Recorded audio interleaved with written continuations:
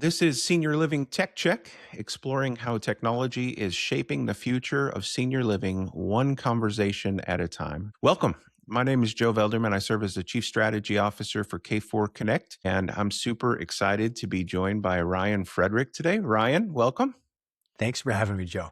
Yeah, super excited. This is kind of our kickoff episode, and I couldn't think of a better guest to bring onto the podcast for our inaugural episode than Ryan Frederick. So super grateful to have Ryan join us today. Here on Senior Living Tech Check, we like to start every episode off with an introduction of our guest. And so I'm going to do a brief introduction of Ryan here, and then we'll jump into some content. So Ryan is one of the most original voices in the future of aging and senior living.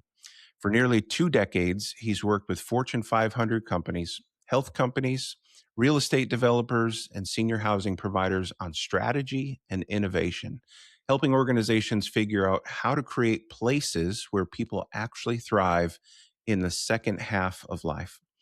In addition, Ryan is the founder of Here, where he created Place Planning, a research-backed framework that helps individuals make better decisions about where and how to live. He's the author of Right Place, Right Time by Johns Hopkins University Press, and his work has been featured in the Wall Street Journal, CBS News, Forbes, and AARP. He serves on the advisory council for the Stanford Center of Longevity. But here's what sets Ryan apart. He actually lived in a senior living community back in his 20s.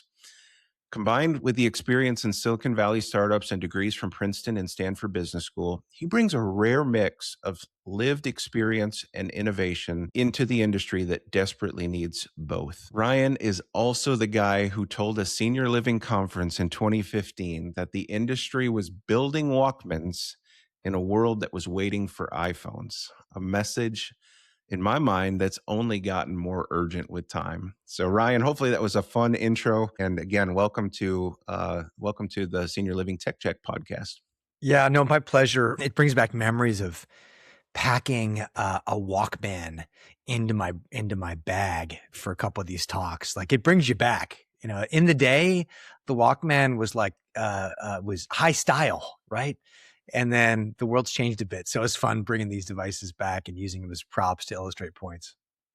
It's funny. I don't know if you've been watching the Stranger Things TV series on Netflix at all, but My wife I have. has, I haven't. Yeah. Yeah, it's mostly been my wife too, but we watch it in the living room while I'm doing work, and so Yeah. she's captured my attention on some of those episodes. But our 9-year-old son has also been watching it, and there's frequently a Walkman in some of the scenes on there, and we've had to explain to our 9-year-old Yeah. what a Walkman is because he's just not familiar with a cassette player and the idea of having to change out cassettes to listen to different types of music. It's just completely foreign to him. So I actually, Ryan, I want to harken back to that quote from 2015 to start us off here, before we get too far down a rabbit trail on Walkmans. But you said, back in 2015 that senior living is building Walkmans in a world waiting for iPhones. And I mean, a super relevant quote, right? I love that.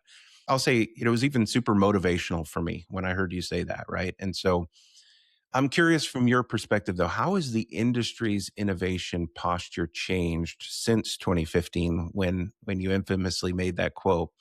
And where do you feel like the industry's still stuck? You know, it's interesting with the pandemic because in a number of respects, the pandemic accelerated the adoption of technology, certainly for consumers.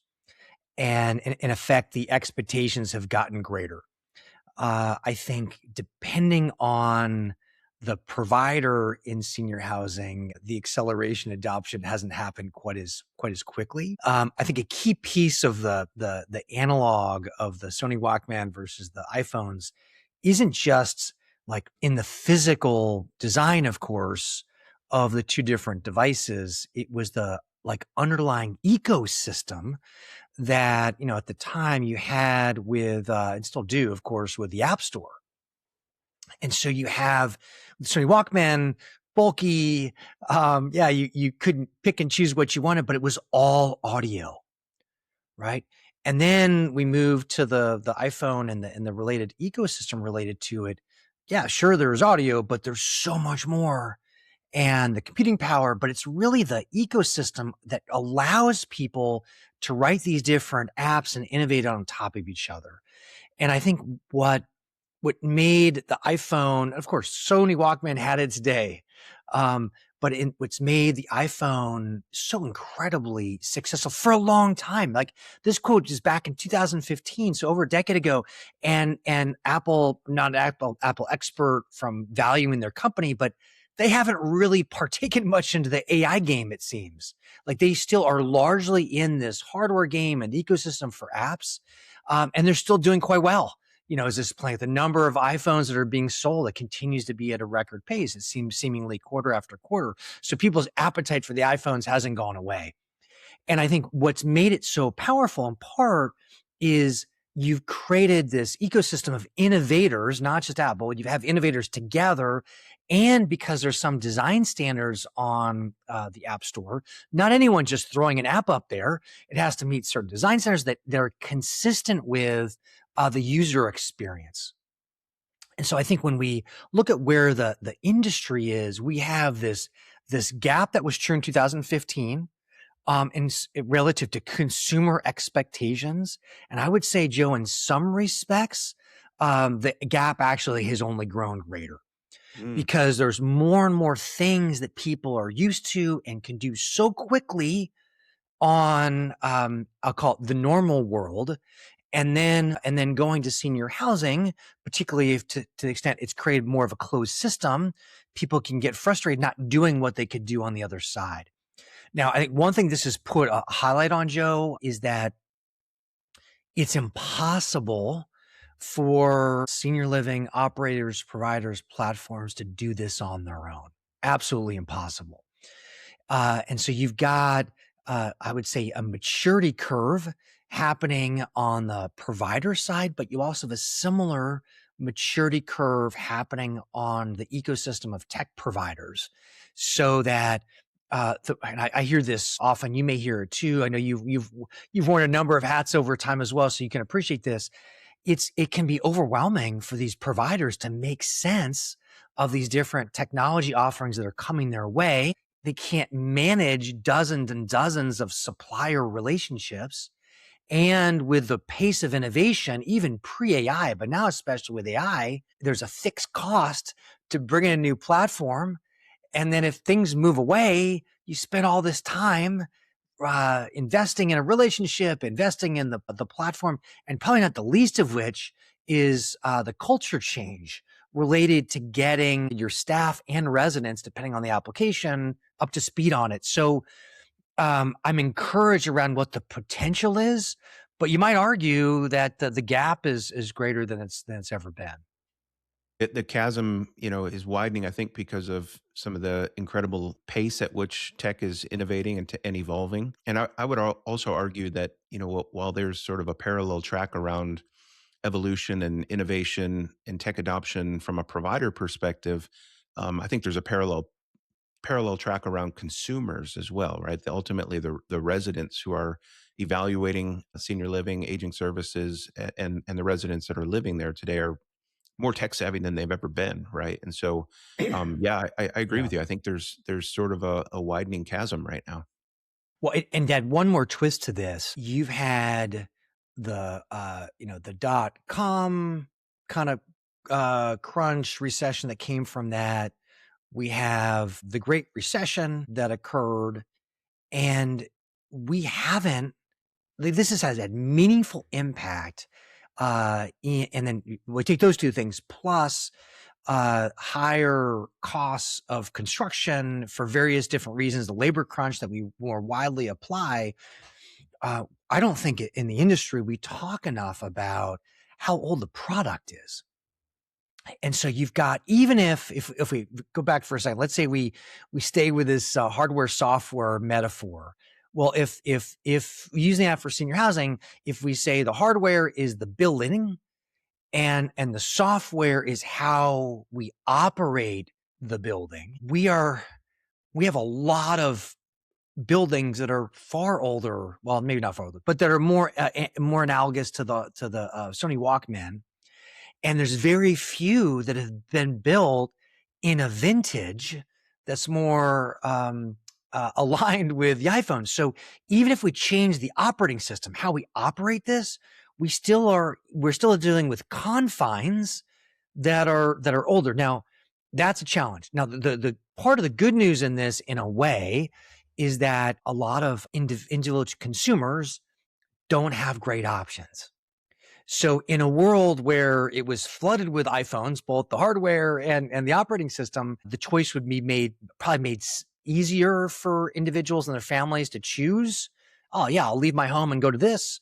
But in absence of that, I think it means that for understandable reasons, there are more headwinds for people kind of quote unquote falling in love with the full product experience. And that's an important backdrop on this is there just hasn't been much built, especially in the like life plan, larger community space. You know, you've had more memory care and so on. But for those that are like less, that are more discretionary, let's say to move in, like that That's right. supply it's not just that we've haven't kept pace with demographics. It's just if you do an average of how old the supply is, it's dated, and that's a real challenge. I'm realizing as we're having this conversation just how powerful this analogy of the Walkman versus the iPhone is, right? And I want to center in on that word experience for just a second with you because I think that I'm not sure that we think about that enough or talk about that enough in senior living. Ultimately, the iPhone as a piece of hardware and the iPhone with its incredible ecosystem of software developers and the iOS platform, the App Store, and all that kind of stuff. The byproduct of that has been the experience, which is why I think the iPhone has had such incredible staying power, right? And to draw those same sort of parallels between physical space being the hardware of senior living and then the way that those communities are operated as sort of being the software component of that. I wonder how often we take a step back and go, what is the combination of our physical space, our hardware, and the combination of the way that we operate that physical space, how is that limiting experiences for older adults? Or what kind of experiences is it creating for older adults, right? And I think that's really sort of the destination of the conversation that we're trying to stir up today, right? But let's take a step back because we could talk about experiences, I think, for a long time, but let's take a step back and talk about another word that we've mentioned a couple times in this conversation. That's that word innovation. And I think for a lot of people, innovation means a lot of different things, right? I know the term innovation sort of became popular 6, 7 years ago, something like that in senior living. And I think initially, from my perspective at least, there was sort of a lot of parallels around emerging technologies, new capabilities with technology, but there was a lot of focus on technology from the word innovation standpoint, right? How do you define innovation in the context of senior living, and is it is it fundamentally different than what other industries define as innovation? Yeah, great question. And to blend our discussion or the beginning of the discussion on experiences with this as well, I think it's very important for CEOs, boards, the leadership team of organizations to focus on the value proposition. I know it's obvious, but it's worth kind of restating. What is the consumer value proposition relative to, of course, not just your peer communities and providers, but the larger opportunity set at large? Because, of course, for consumers, that's what they're looking at. How are these things evolving? What are my range of different options? You're seeing a subset, I think, of groups, particularly with the boomers, where there is a sense within a subset that's like, I never want to be in an age restricted community. This idea, I want to be around people of other ages. And, and that could happen. It could be an age restricted community embedded in a more age diverse community, but it's more likely in a condo or an apartment or a townhome that's built around just normal life. So I think it's start off with the consumer value proposition, recognize that there's consumer value proposition in most organizations. There's some similarities across the portfolio, but it does often manifest itself most significantly on a community by community basis. So the reason I say that is because when we look at innovation is a lever, can be a lever to influence what that consumer value proposition is. And one of the important dimensions of innovation right from the beginning is innovation is costly. It takes time. It takes management attention. There's an opportunity cost, dollars. Sometimes there's reputational risk if things don't go a certain way. So it is costly. And if you're in an industry where there isn't a commensurate reward for innovation, then the rational CEO, rational investor would say, like, don't innovate.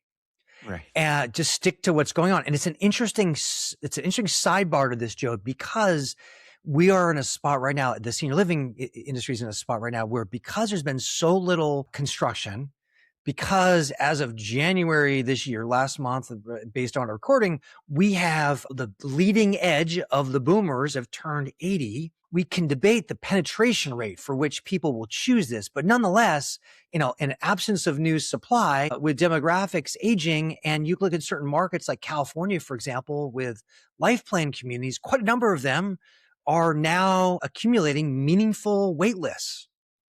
So a profit optimizing group might say, hey, we're not going to innovate. We're just going to count our dollars, let's say.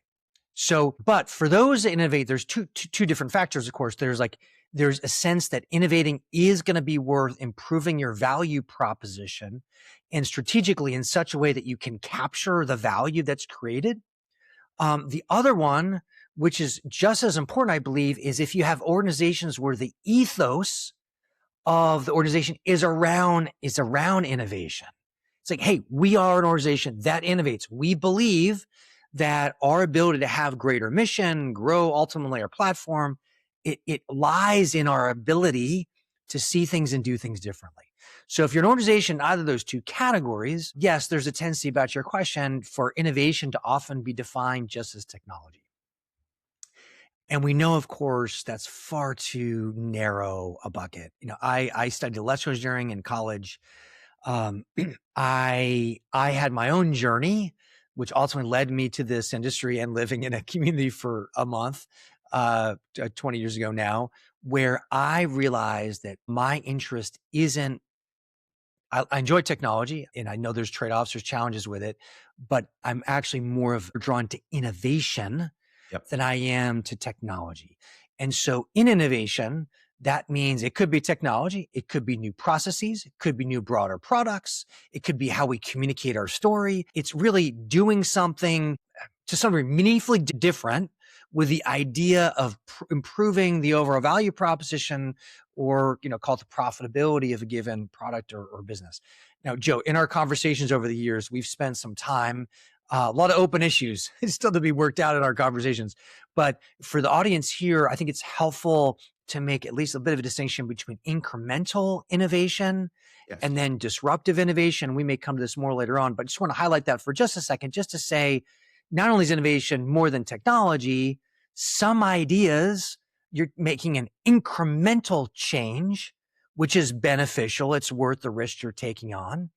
And then there's, new disruptive ideas. And given our conversation about Sony Walkman and the iPhone is a good example, not necessarily that when the iPhone came out, it was displacing the Walkman, but the evolution is such that you and I, unless we're making retro style decisions, we're not walking around with our Walkman.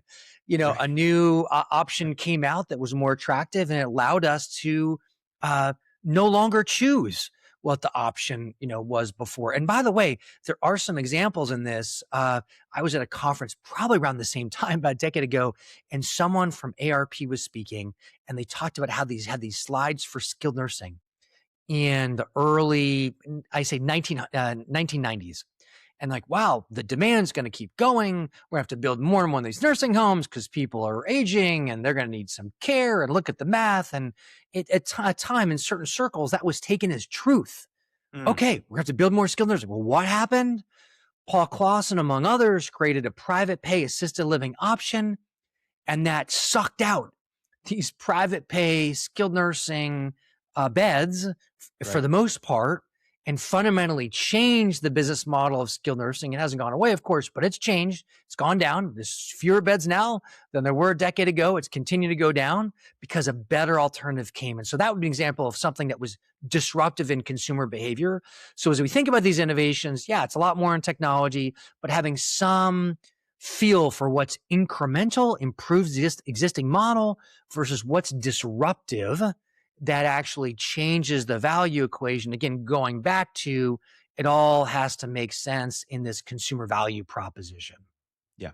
Yep. And I love the way that you sort of frame that like very perfectly in my mind, right? You've helped me tremendously sort of think differently about incremental versus disruptive innovation. Not necessarily to put a box around those two phrases and try to classify everything as one or the other, because I do think that there's some relationship between incremental and disruptive innovation, but just from the perspective of, what are we actually trying to achieve? What's our destination here? Is it incremental or is it disruptive, right? And so I really appreciate the way that you've defined that and contextualized that for me. And so I've also heard you mention sort of this era of longevity before, which we could probably unpack that a little bit more too and make an argument of whether or not this boomer generation is really thrusting us into the era of longevity or not. But there's a reality that there's more people who are ripe for the services that senior living provides over the next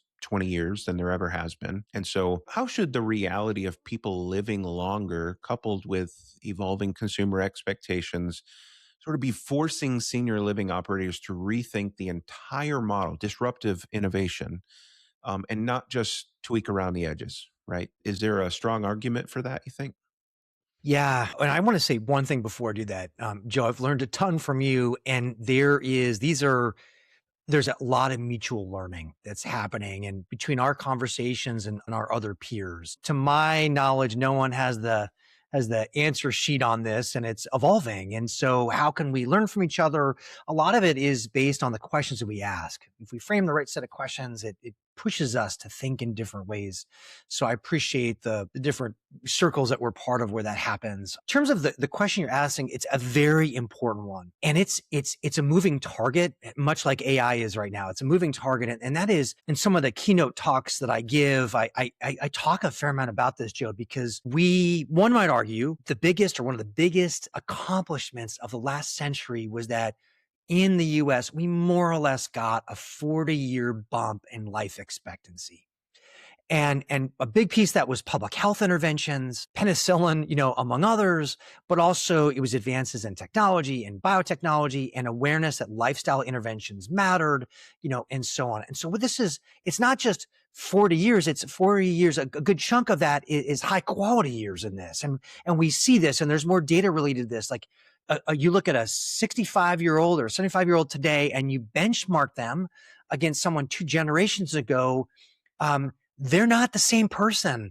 And you're seeing this divergence between biological age and chronological age. But in the macro, there are a number of, I would say, optimistic technology and biotechnology investors and so on that with further breakthroughs in genomics and so on, that people anticipate maybe not a 40-year bump the way it was last century, but kind of continues advances. So it means that when you and I were born, there was a certain life expectancy number. Well, that number is moving as we live because we just happen to live fortunate enough, we're lucky enough to live in a society where these advances are happening. I think about my in-laws in particular, they are in their early 80s.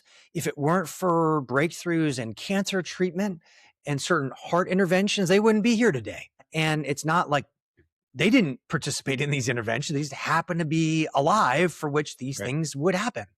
Right. So we're in a spot. There's one Dr. Rosian, he's a healthcare expert within Cleveland Clinic. He's particularly optimistic. For example, if you're 75 today, odds are you'll at least live to 100. He has some number. If you're 55, odds are you might live to 115. Okay, we can debate some of these things, but the point is, every year we have the possibility of more advances happening. And for the individual, most of us aren't trying to optimize for the mean. We're trying to get appreciation for Like, what's the distribution of this? Mhm. So it becomes a very challenging planning exercise.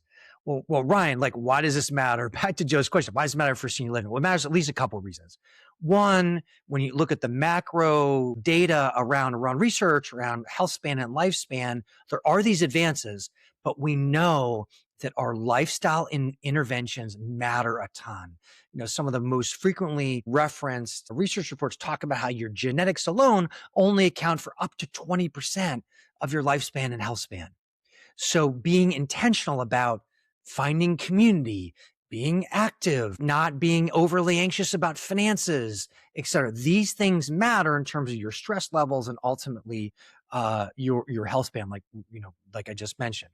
So senior living has a role in this because, to the extent a provider and a community can legitimately argue that when someone comes in, it's effectively lifestyle enhancing Mhm. in the ways that matter, that creates a better alternative, going back to the consumer value proposition, than what it might be in someone's home, particularly if they're socially isolated, not eating well, not active, etc.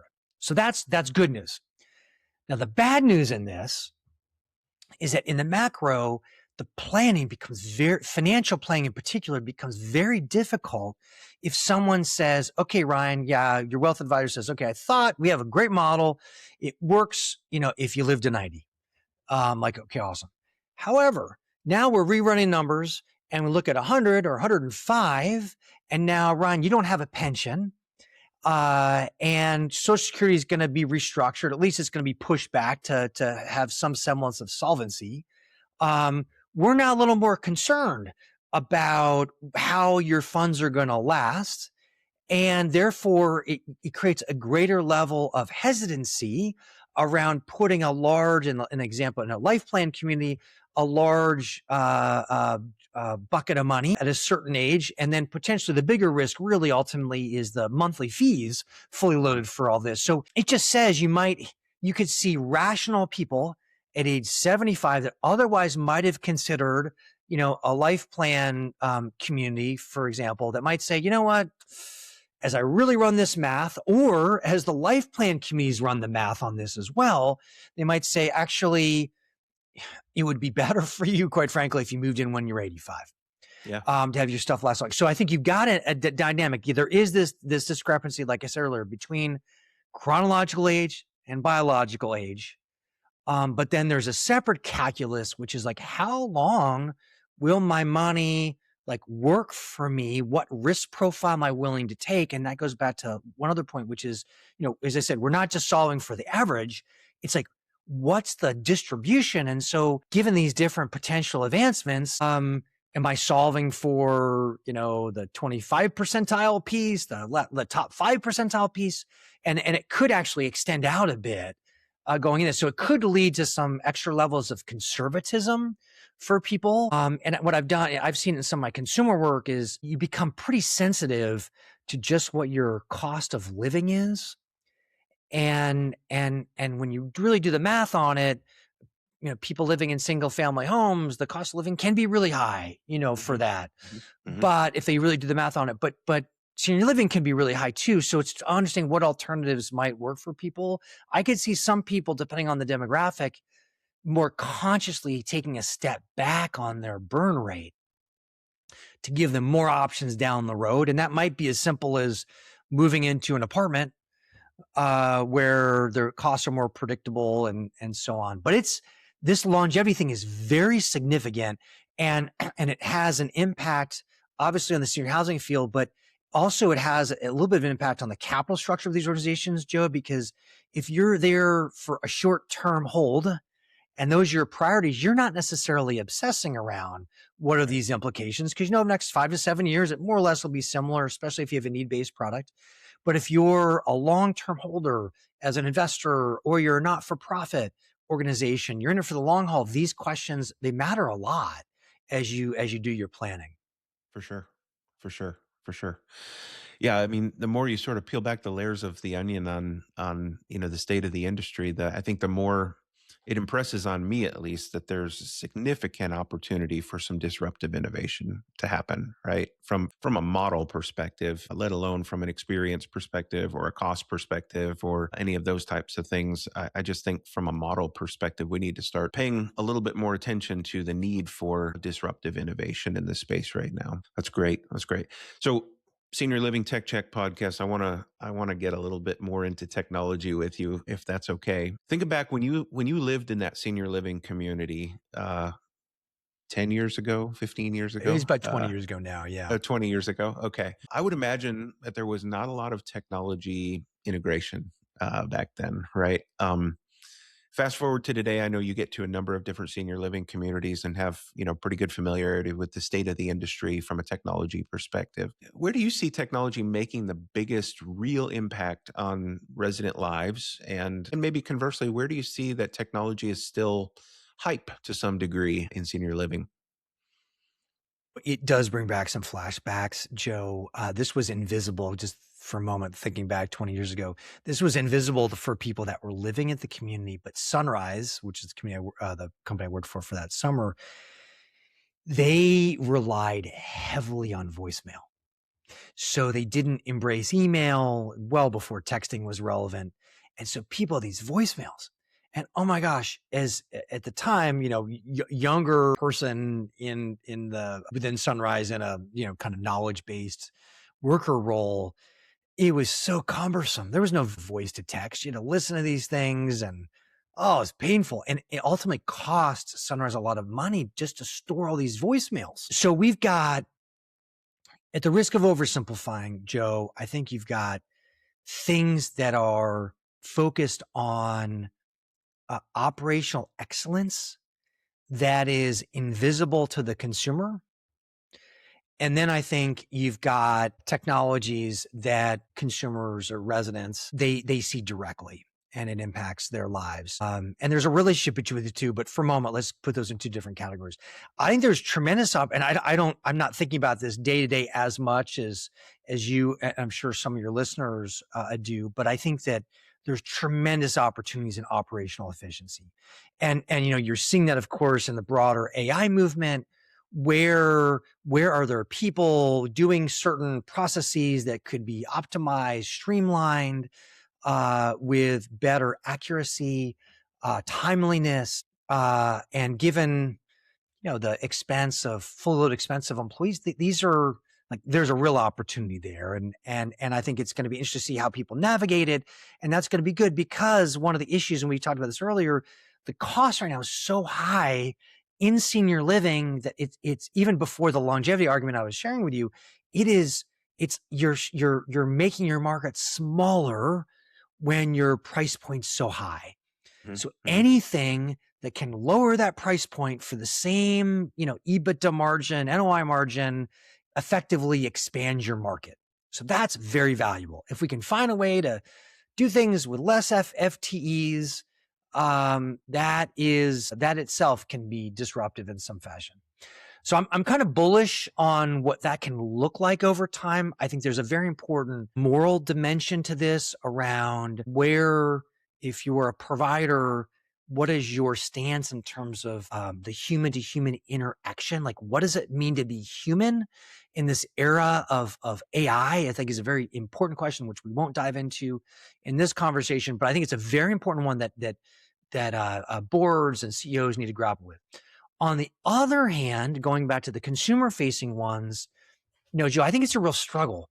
And it's a real struggle. And I think that there are providers, and you're linked to one of them, where I think there's a lot of value in thinking about the user experience. So that there's integration of the different apps that influence someone's life. So I don't have to go over here and then go over there and then go over there, and they don't talk to each other. It's a very painful, experience for the user. I remember the famous quotes. I can't quote verbatim, but with Steve Jobs, so articulate about making things simple is like way, way, way harder than making them complex.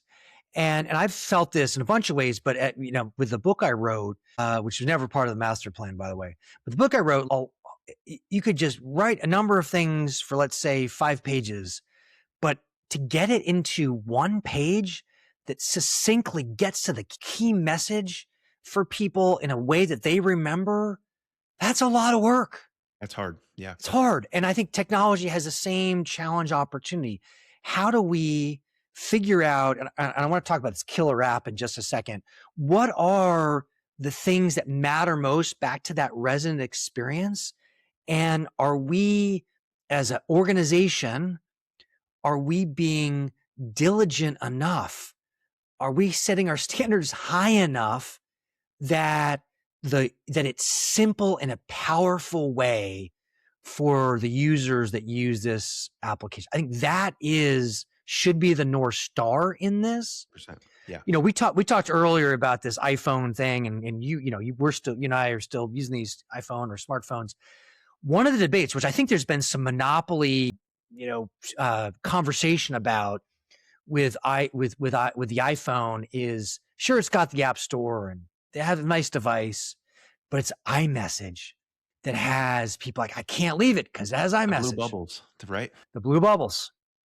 You could tell right away, if you're texting someone and it's green, well, they can't communicate in the same way, and so on. And so I think so that's a part of the stickiness. As small as it may seem, I really think it's part of the stickiness of the platform. And there's a similar analog in senior housing, which is say, okay, not every application was created equal. What are the killer apps for the people in our community, but also those that are looking to move here? And that, again, that's a sorting process. That's a pruning process. It's having comfort in saying no, so you can really say yes in capital letters to the right things. This is near and dear to my heart. And I think about it in the context of every other retailer that I work with, like literally every other app that I have on my phone, whether it be for Chase Bank or Starbucks or Target or whatever. It's a single pane of glass for everything that I need to do for that commercial relationship that I have with that retailer, right? Senior living, it's not that way for some reason, and it drives me nuts, right? We expect 85 and 90-year-olds to navigate a series of a half a dozen different bookmarks to different web portals and 3 or 4 different applications, each with unique logins and passwords. Why can't we just deliver a single pane of glass, a single digital front door, the same way that every other retailer on planet Earth seems to have figured out how to do, right? Yeah, and it's bigger than that, because if you really want to be powerful on this, and this is why it takes like very focused and hard strategic thinking and execution, because what you want is, I believe in ideal world, you want to create a brand that stands for something such that when someone comes to your website, when someone comes in as a prospect to move in, individual, or maybe, if you're dealing with more assisted living and so on, maybe it's the adult children, but you're able to have certain attributes, and let's say simplicity is one of them. They're able to have that attribute talked about and then played out through the entire experience. That's right. So that, hey, we believe this is so complicated that we're going to make your life easier and simpler. Here's how we do that. So you get elevation on the sales and marketing side, you get streamlined savings on the operations side, and then the resident experience, and also I would say the broader stakeholder experience, which could also include their concierge doctor, obviously adult children and so on, like the people that interface, like, oh my gosh, this is different. Like they thought about how to take this complex thing and make it simple for me. So that, to me, like if you only do it, yeah, to your point, in my experience, again, I'm not thinking about this every day. I haven't audited senior living communities recently in this domain for sure, but like it feels like it falls short of what's possible today. But if you're gonna do the hard work for that, integrate it earlier so you're getting full credit. Like, oh my gosh, Acme Senior Living, they've solved this and they make it so simple, and you see it in their brand. When you go to the website, you see it in the experience when you're there as a visitor, you see it in the lived experience. Like, they thought about this thread that could go all the way through. I think that can happen, but I'm not aware of anyone doing that really well today. Yeah. Yeah. And so I guess along sort of that same vein, we're talking, I guess, behind the curtain about data interoperability, right? And so all these, this is kind of the challenge, right? The senior living vertical has so many unique responsibilities in it. When you start to break down the operating system, the operation of a senior living community, there's sales and marketing, there's census management and billing, there's EHR capabilities or care services, healthcare services that are delivered. There's culinary services that are often a part of it. There's facility management services that are a part of it. There's activity programming and exercise and social engagement and all of that. And so all of these things are sort of very unique to senior living, and they all come together in a really meaningful way from an experience perspective. But from a data perspective, we end up with all these different data silos, right? And so quickly, what's your thought on getting all these different systems to talk to one another? And what sort of role does that play in unlocking innovation capabilities for operators? Like I said earlier, you're going to see some providers where occupancy is high, rent growth is high. No need to like solve some of this stuff because it's hard work. I think for those that want to lean into it, it is hard work. I think part of the point, going back to the Walkman and iPhone metaphor, is that the iPhone made a decision. Apple made a decision. They said, we're in the hardware business, and there are certain apps that are ours, right? We're going to have certain apps you can't delete, right? That are going to be on the system. We're going to hold them to a high standard of simplicity, usability, et cetera. But then there's a ton that we're not going to control, right? We're going to create the soil for those. And I think one of the interesting questions for senior housing providers is, what services, what programming must we do? And I say that, linked to the data thing in just a moment. I think what it says is, anytime, there's a certain arrogance even within senior housing, especially larger providers, life plan communities, et cetera, that says, we do, these dozen things. And yeah, we think we're best in class in all of them. Well, Right. odds are you're not. And Yeah. so part of the question is, what are these things? Going back to the iPhone analogy, yeah, we have to. We're in the property business. We have to have the building is ours. We have to maintain it or be responsible in some fashion. But what are these other programming things? If there's other providers that do it really well, can we get them in here? And then does that free some capacity, back to your point, which is, what can we do to create this open API infrastructure that allows a point of view that we direct, or in partnership with a tech partner, that says, this is how our resident data is going to interface together. And then we can figure out, what the right interface is for that data. But I'm afraid if for a lot of these organizations, if you're tackling too many things, then you're not even in a position to think about these higher order things that we're talking about. And I think the power ultimately is in, what is the key data that our residents truly care about in their families, and then how can we simplify it in such a way that it's useful for them in the ways that they find it, useful to have. And then if there's certain things that just aren't as valuable, or it's not key to us, that's okay. I mean, I have an Aura ring, and the Aura ring is great for sleeping data and so on. And so if I were a senior housing provider and I say, we got all these people in our communities and they sleep every night. Let's go get a device and let's own all that. You can't compete with Aura, right? They're in a certain vertical. They're well capitalized. They're thinking about this every day.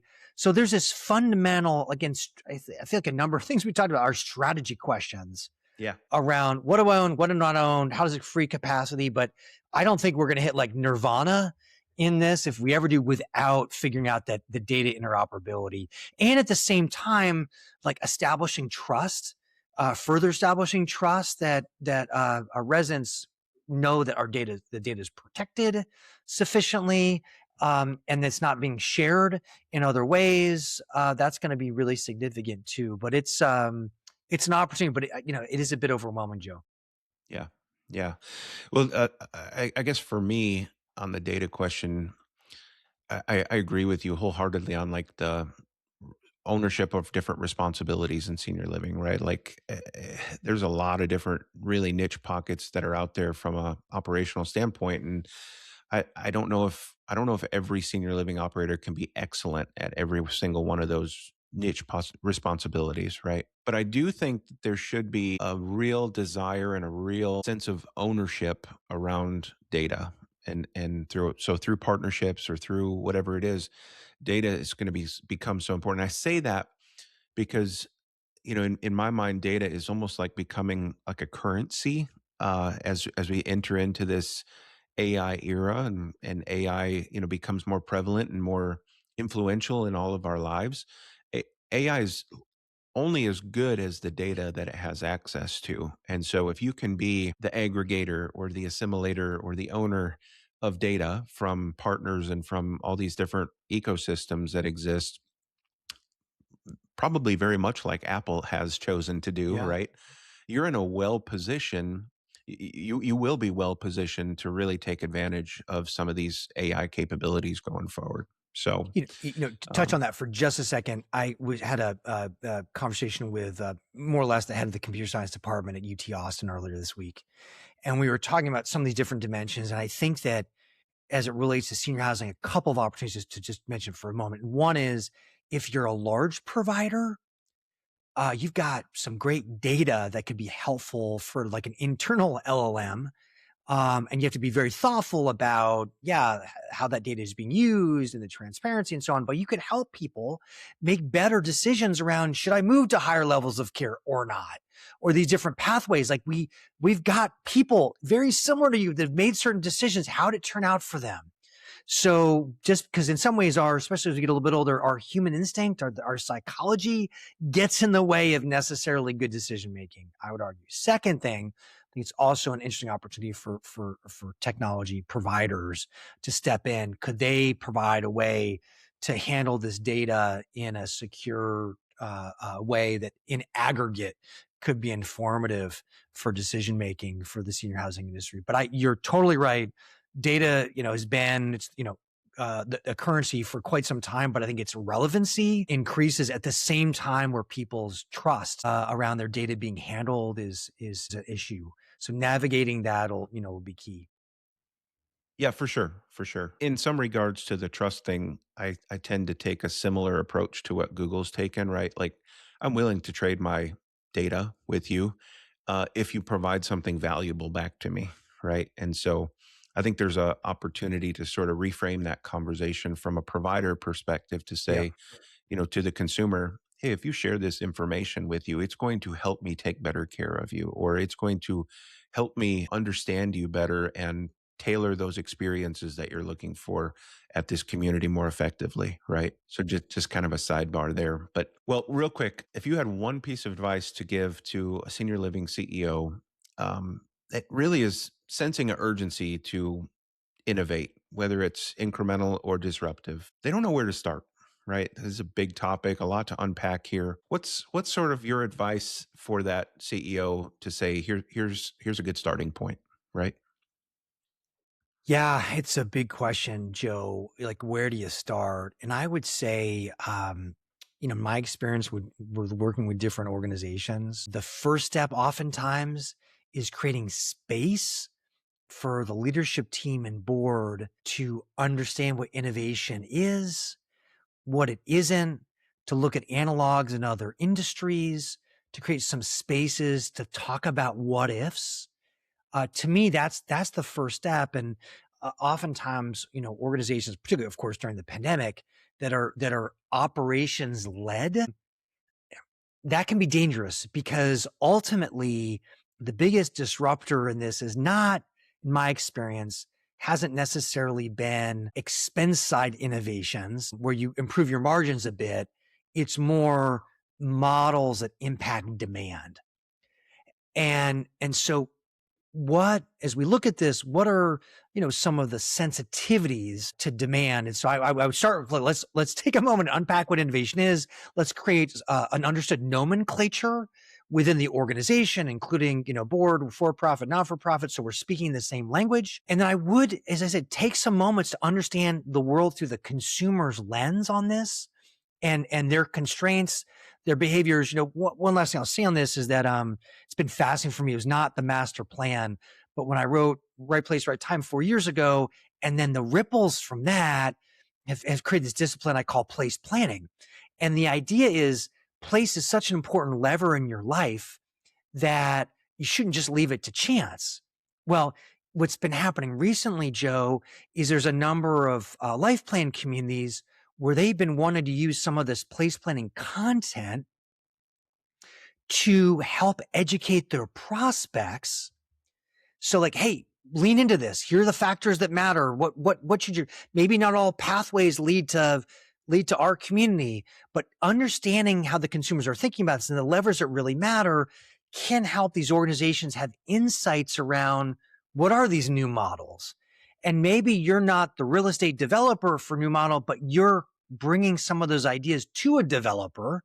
And then you are, the underlying, going back to our metaphor that drove us, you're the operating system for new hardware that's being created in this. So again, part of it's your window. If you're a CEO and only going to be there for a couple more years, like why bother?